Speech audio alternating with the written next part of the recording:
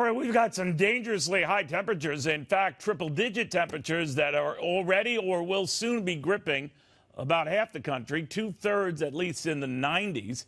To NYU Langone Health Dr. Roisin Iraj. It's interesting. I was looking at just the breakdown of this, Doctor, and it is so widespread now that fully two-thirds of Americans are going to be impacted, many of them vulnerable to the very kind of issues you've raised with me in the past that could really compromise their health. What do they do? That's right. So first of all, I just want to make sure everyone understands this is not just about feeling sticky and uncomfortable. This is a real health hazard, particularly for, as you said, certain vulnerable populations. So we're talking about the elderly, young children, anyone with a chronic medical condition, but especially those with asthma or heart conditions.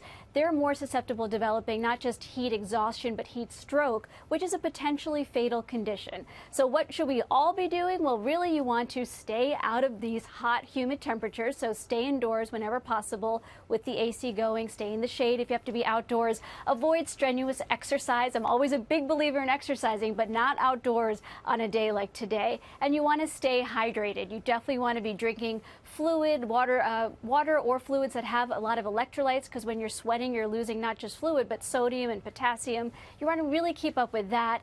And you want to take care of your loved ones who may be elderly, may not have access to air conditioning. Make sure that they're okay. You know, Dr. Du, there are a number of states and cities that are taking precautions to open up public centers that have offered air conditioning and the like. But the message seems to be, if you're outdoors, we'll try to avoid that. But if the power goes out, then all bets are off. What do you do?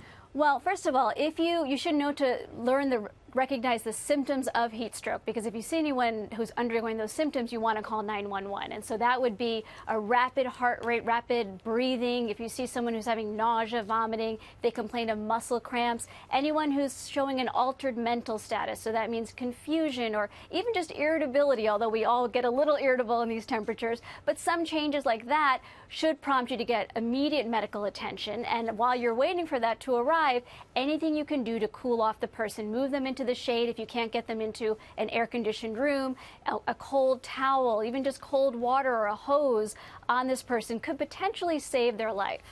Well said. Dr. Roisin Iraj, thank you very, very much. Thank you.